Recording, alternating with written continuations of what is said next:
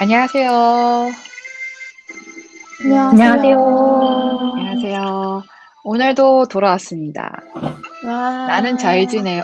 와, 나는 잘 지내요. 와. 오늘 또 돌아왔고요. 다시 일요일 날 밤 9시가 되었네요. 이번 주 다들 어떻게 보내셨는지 모르겠습니다. 일요일은 한 주가 마친 기분도 들고 또 새로운 한 주가 시작되는 느낌도 드는데요. 오늘 참여해주시는 패널분들은 일단 디노님 와주셨고, 안녕하세요. 안녕하세요. 은하님 와주셨고, 안녕하세요. 네, 애니님 와주셨습니다. 안녕하십니까. 안녕하십니까. 오늘 1부를 시작하고자 하는데요. 1부는 알아봐요 대나무숲 코너입니다. 오늘 코너에서는 지난번 생각보다 조현병 파트를 진행했을 때 반응이 좋았어요. 왜 반응이 음, 좋았냐면 같은 비장의 형제들끼리도 사실 모르는 거가 많더라고요. 모르는 게 많아서 저희들끼리도 좀 짚고 넘어갈 법했고 또 어떤 여러 가지 스펙트럼에 대해서 이해를 깊게 한다는 점에서 반응이 좋았던 것 같습니다. 그래서 거기에 용기를 얻어서 오늘은 발달 장애에 대해서 알아보는 시간을 갖도록 하겠습니다. 오늘 저희가 쓰는 레퍼런스는요, 발달장애 모든 것이라고 있는 PDF인데요. 이거는 발달장애 모든 것이라 치시면 이거를 출판한 출판사에서 맛보기로 이렇게 제공하고 계시는 부분이에요. 1장만 이제 맛보기로 어, 제공하고 계신데 그분을 함께 같이 나눠보면 좋을 것 같습니다. 오늘 이것에 대해서 설명해 주실 분은 누구시죠? 디노입니다. 네, 교님, 네. 감사합니다. 발달장애 중에서도 발달장애는 중복되는 경우가 많다고 해요. 어떤 종류가 있는지 알아볼 텐데요. 네, 발달장애 중에서도 정신지체는 전반적인 기능에서 평균적인 지체를 보인다고 해요. 근데 반면에 전반적인 발달 장애는 발달이나 기능에서 지체가 넓은 범위에 걸쳐 있는 상태를 말한다고 합니다. 네, 전반적인 발달 장애는 구체적으로 사회적 대인 관계를 형성하는 것이 어렵고 의사소통이 어렵거나 활동과 흥미 범위 그 범위가 협소하고 집착이 강하다는 세 가지 영역의 발달상 장애가 나타나는데요. 그리고 네, 이 세 가지 영역에서 장애를 복합적으로 가지는 것이 음, 자폐범주성 장애와 아스퍼거 증후군인데 이것에 대해서는 다음번에 다루도록 하고요. 네, 음, 발달장애는 전반적인 능력과 기능에서는 그러니까 해당 연령에 해당하는 발달을 하고는 있지만, 읽고 쓰는 것, 운동 같은 부분적인 능력이나 그런 기능에 현저한 지체를 보이는 것이 특징이라고 합니다.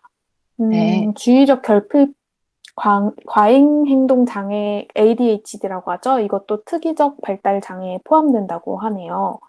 네, 그리고 정신지체 전반적 발달장애, 특이적 발달장애는 각각 독립된 별도의 장애로서 명확히 구분하기 어렵고 중복되는 부분이 많이 존재한다고 하는데요.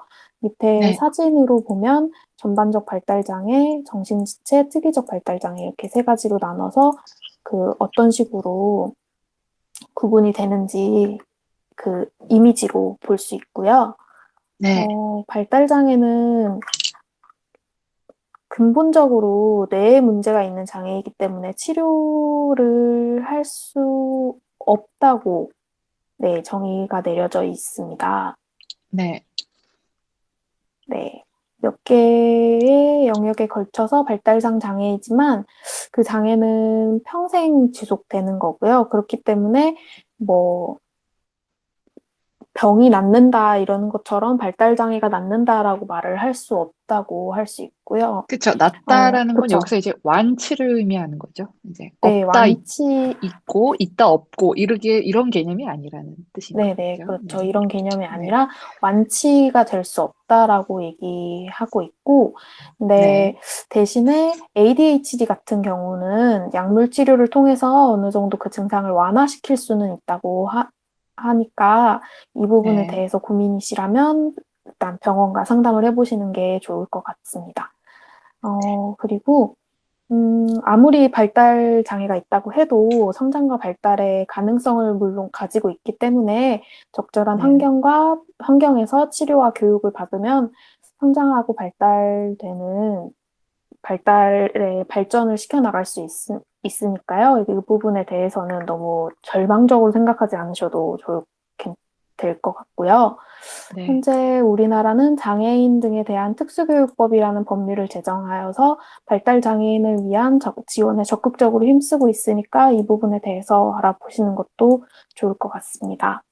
네, 발달장애 아동에게 특수교육을 행하는 학교 및 학급이 또 요새는 많이 증가하고 있잖아요. 그래서 네. 이 부분들에 대해서도 좀 더, 네, 적극적으로 찾아보시고 하시면 좋을 것 같습니다.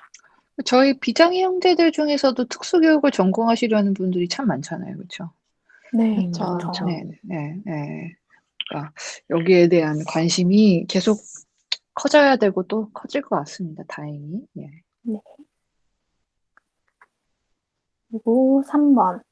발달장애가 왜 발생하는지는 그 원인에 대해서는 아직 밝혀지지 않은 부분도 있고 오해나 편견이 있는데요. 그 때문에 발달장애 아동 본인이나 가족이 힘들어하는 사례가 종종 접할 수 있죠. 우리 나는에서도 그렇고. 근데 그럼요. 발달장애는 양육이나 환경 때문이 아니라, 그 발달장애라는 단어 자체만 보면은 뭔가 양육 방법에 문제가 있었다던가, 그 아이를 그렇죠. 둘러싼 환경에 문제가 있을 거라고 생각하는 사람이 있을 수 있는데, 그거는 좀 잘못된 생각이라고 감히 얘기할 수 있겠고요. 이 네, 발달장애는 선천적인 장애로서 뇌기능 중 어딘가 태어날 때부터 불완전한 것이기 때문에, 예를 들면 다른 사람이랑 관계를 형성하기 어렵다거나 눈을 맞추지 않는 증상 같은 것들이 뇌의 기능적인 장애의 원인이 있는 것으로 볼 수 있다고 할 수 있고요. 네, 최근까지 발달장애의 원인이 명확하게 밝혀지지 않았기 때문에 부모의 양육 방법이나 성격, 생활 환경의 원인이 있다고 생각하는 사람도 적지는 않다고 해요. 아마 그런데, 이게 음, 일반 분들이 많이 생각하셔서 저번에 결혼 고민 나왔을 때 유전 맞아요. 이런 거 고민하신 분도 사실 이런 생각도 함께 갖고 계셨던 게 아닐까. 그쵸. 네, 그런 생각이 많이 맞아요. 드네요. 네. 그 발달장애에 대해서 이렇게 알려지기 전에는 되게 네. 많은 발달장애 증상을 보이는 아동들이 발달장애가 아니라 애착장애다. 그러니까 음, 부모와 충분한 애착을 형성하지 못해서 그렇다. 네. 이렇게 그 부모, 뭐 특히는 엄마를 탓하는 시선과 편견들이 굉장히 많았다고 알고 있어요. 맞아요. 맞아요. 네, 저희 동생 같은 경우에도 처음에 진단받을 때 한 10개 병원을 가면 한 8개 정도에서는 이거는 애착성 장애다라는 음, 판단을 했었다고. 음, 그래서 이 참, 챕터가 굳이 필요한 것 같아요. 맞아요. 네, 지금은 그렇게 뇌기능 판단한 장애라고. 이유가 뭘까요? 그러니까 말이에요. 참 음, 이해할 수가 없네요. 음, 이 음, 발달장애 우리나라 의학계도 트렌드가 있어요. 트렌드가 있어서 그때는 미숙했던 거죠. 이제 의학계가 음, 받아들일 때 바라보는 시선 자체가 좀 미숙했다. 뭐, 음, 간 이식 수술만 해도 90년대에는 거의 없었으니까요. 뭐 음, 그런 부분에서 이제 발전을 덜 했던 거죠, 그때. 네. 네, 디노님 계속해서 설명해 주시겠습니다. 네. 그래서 발달장애는 뇌와 신경계 장애가 원인이라는 것으로 네, 네, 알 수 있는데요.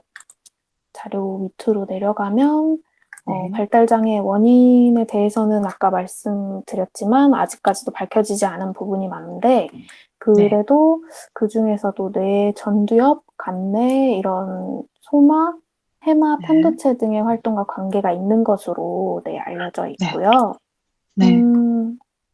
그래서 언어를 통한 대화가 어렵다거나 일반적으로 이제 소리에 대해서 민감하게 반응한다던가 아니면은 뭐 같은 음식만 먹는다던가 뭐 통증에 둔감하다던가 그런 식의 행동 특성이 많이 나타나기도 한다고 합니다.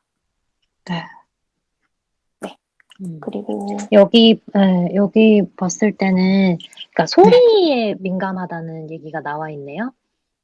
네. 중추신경계의 네. 장애인 네. 경우 특히 음. 그런 정보를 그래서, 수용하고 전달하는 쪽에 대한 문제이기 때문에 음. 모든 자극에 대해서 굉장히 예민한 상태일 수 있죠. 네. 저희 동생 같은 경우에는, 애기들 우는 소리에 굉장히 민감해가지고, 아, 애기들이 그렇구나. 우는 경우에는 그쪽으로 신경을 엄청 쓰고 할 때가 있었거든요. 이런 경우도 네. 있고, 또 한편으로는 여기서는 뭐 피아노 소리를 싫어할 수도 있다 했는데, 피아노 소리 같은 건 굉장히 좋아하고, 어허. 네, 그런 것들이 생각이 나네요. 저희 그러게요. 동생은 음. 지하 주차장에 있는 그 사이렌 있잖아요. 음. 그걸 되게 무서워했어요. 아, 차가 음. 들어오면 나는 네. 그 소리요? 그 번쩍번쩍 그게 불빛도 번쩍번쩍하고 소리도 크게 나니까. 근데 어릴 때 진짜 한 5살, 6살 이럴 때는 얘가 말을 잘 못했거든요. 그래서 그 지하 주차장에 가면은 이렇게 막 뛰어서 도망가는 거예요. 그래서 그때까지는 왜 그런지 몰랐는데 이제 쪼끔씩 그 언어가 발달을 하면서 '아 저게 너무 싫다.'라는 미자 표현이었다는 거를 나중에 안 거예요. 근데 엄마는 또 어릴 때 이런 거에 자주 노출해야지 좀 거부감이 덜한 거라고 자꾸 생각을 해 가지고 얘를 아이고. 데리고 일부러 주차장에 간다거나 막 그래서 좀 익숙하게 하려고 했던 거였는데 네 근데 이 친구한테는 너무 그게 싫었던 거죠. 너무 무섭고. 그러니까. 근데 이게 사실 뇌의 문제이기 때문에 이게 맞아요. 본인이 극복할 수 있는 게 아니잖아요. 맞아요. 맞아요. 요즘은 이제 제 동생이 20살 그러니까 20대가 되었으니까 20대가 되고 인제 장성한 성인이 됐잖아요. 근데 요즘도 그렇게 도망가진 않는데 주차장 입구 같은 데를 지나갈 때 엄청 그쪽을 안 보려고 하고 엄청 쟁걸음으로 막 서서히 이렇게 뛰어간다든지 그런 것 같아요. 그러니까 아까 말씀하셨듯이 "낫는다는 게 진짜 없구나." 그렇죠. 라는 생각이 들어요. 그렇죠. 그 어, 예전에 음. 발달 장애인이 보는 세상이라는 어떤 영상을 혹시 보신 적 있으신가요? 그게 저 최근 봤어요. 유명한 영상이요. 굉장히 막 연필 깎는 소리 이런 것도 굉장히 크게 음, 들리고, 네, 야, 일상을 살기가 굉장히 힘들겠구나. 이렇게 자극이 막 만 맞아요. 배, 천 배 음, 이렇게 확대해서 들리면, 음, 아이고, 근데 오히려 잘 참아오고 있는 거고요. 다른 사람보다 오히려 참을성이 맞아요. 많은 게 아닌가라는 그치, 생각이 그치. 들더라고요. 그 유튜브 보니까. 저도 그 영상을 보고 나서 오히려, 내 동생이 그 음, 굉장히 뭔가 많은 공격들 사이에 살고 있었구나 하는 거를 이해를 하게 되더라고요. 혹시 아직 못 보신 분이 계시면 그 영상을 한번 보시면 또 발달 장애를 이해하는 데 도움이 되실 것 같아요. 네. 사실 오늘 이야기 꺼내게 된 게 지난주 고민과도 참 멀진 않은 것 같아요. 지난주 막 유전 얘기하고 이랬을 때도 우리가 나온 결론이 생각보다 모르는 게 많아서 그게 공포감을 더 부추기고 있다라는 게 저희가 나름 내린 결론이었는데 이렇게 하나하나 알아가 보다 보면 모름에서 나오는 공포보다 이해가 더 넓어지지 않을까라는 생각이 듭니다. 네. 오늘 슬슬 알아봐야 되는 모습은 여기서 맞춰보려고 하고요. 오늘 제가 그냥 자랑하고 싶은 거는 그 전에 맞춰보려 했는데 이거 갑자기 기억이 났어요. 이 발달장애에 대한 통계 지금 잠깐 뇌 힘 풀었다가 그 발달장애 및 발달지체 이해 이거는 이제 국립특수교육원에서 그 브로셔 양육 딜라잡이라는 PDF에서 저희가 발췌를 해보려 하는데요. 여기서는 발달장애 및 발달지체 이해도 여기 굉장히 잘 쓰여 있으니까 혹시 참고가 필요하신 분은 국립특수교육원하고 발달장애 치시면 바로 구글에 첫 번째 페이지에 쓰여 있으니까 한번 다운받으시면 좋을 것 같아요. 여기서 뭐 나누고 싶으신 통계 있으신가요? 어떤 팩트? 네, 저희가 사실 저번에 또 통계 자료를 보긴 했는데, 이번에 또 네. 발달장애에 초점을 맞춰서 다시 한번 보면 좋을 것 같아요. 네. 이제 발달장애는 2016년, 기준으로 전체 등록장애인의 약 8.5%가 해당되고 있다고 하네요. 그래서 총 네. 21만 855명이라고 하고, 네. 18세 이하 등록장애인, 그러니까 청소년 이하 장애인들이죠. 이들 중에 네. 65%가 발달장애로 분류된다고 하네요. 그래서 네. 어린이들, 청소년들이 만약에 장애인인 경우에는 이 장애인들의 65%가 발달장애로 굉장히 비중이 높다는 걸 알 수가 있는 것 같아요. 네, 그렇네요. 네네네. 그리고 뭐 지적장애인이 18만, 자폐성 장애인이 2만, 이렇게 합쳐서 발달장애인이 21만 명이다. 네, 이렇게 네. 얘기를 하고 있습니다. 네. 네. 왜 이거 그 세대수로 차이 나냐면 세대수로 그 발병이나 지금 이런 걸로 어려워하시는 인구가 크게 차이 난다기보다도 우리나라 복지가 좀 확대가 되고 제도권 내에서 특수교육을 받기 위해서 필요한 절차가 있기 때문에 등록하신 분이 많아진 거죠. 등록하신 분이 점차 많아지고 있기 때문에 이런 격차가 있는 것이지 뭐 18세 이하만 지금 굉장히 많다. 뭐 이렇게는 이해하실 필요는 없으실 것 같습니다. 근데 또 네. 한편으로는 발달장애인 출연 비율이라고 해야 될까요? 그게 좀 네. 높아지고 있다고 얘기를 하긴 하더라고요. 그쵸. 그 점차적으로. 그러니까, 검수 네. 수의 문제죠. 검사를 많이 음, 음, 하니까 더 많이 밝혀지는 음, 거죠. 원래 우리 음, 암도 음, 그렇거든요. 암도 원래 다 못 찾아냈잖아요. 근데 지금은 굉장히 음, 암 환자가 늘었다고 합니다. 근데 갑자기 암의 발병률이 는 건 아닌 것처럼 저희가 점차 이런 거에 민감하게 검사하시는 분들이 많아지고 있다는 어떻게 보면 희소식이라고 저는 보이는데요. 모르고 네. 지나가는 것보다 케어를 받으실 수 음. 있다는 점에서 좋은 것 같은데 아, 네. 애니님 뭐 말하시다가 마신 것 같은데 뭐 아, 말씀하시고 싶었던 게 네. 그쵸, 그쵸. 그 검사를 점차 많이 받게 되어서 네. 이제 어린이들 중에서 발달장애로 진단받고 이제 장애인으로 등록을 하는 경우가 많아졌기 때문도 있는 것 같고, 네네. 또 발달장애인들의 평균 기대 수명이 그렇게 긴 편이 아니다 보니까 전체 인구로 보면은 제가 조금 어두운 톤으로 다시 돌아왔는데요. 그 전체 원래 인구 수로 기본이 그래요. 봤을 우리가 때 기본이 그쵸. 어두워요. 어. 그쵸, 그쵸. 그래서 네, 그렇게 맞아요. 많지 않은 거에 이런 이유도 있지 않나. 네. 충분히 있죠. 야, 그렇죠. 그쵸, 그쵸. 인구 그냥 정말 드라이하게 말하는 겁니다. 네, 그럴 수 있죠. 네, 확실히 요인이라고 생각합니다. 네. 오늘 이것저것 발달장애 다시 한번 알아봤는데요.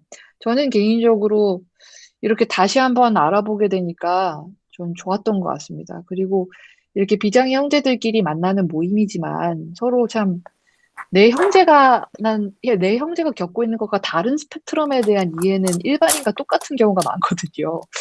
근데 맞아요. 이런 경험을 통해서 간접적으로나마 알아볼 수 있는 게 저희 연대 의식이나 유대감에도 도움이 될 것 같습니다.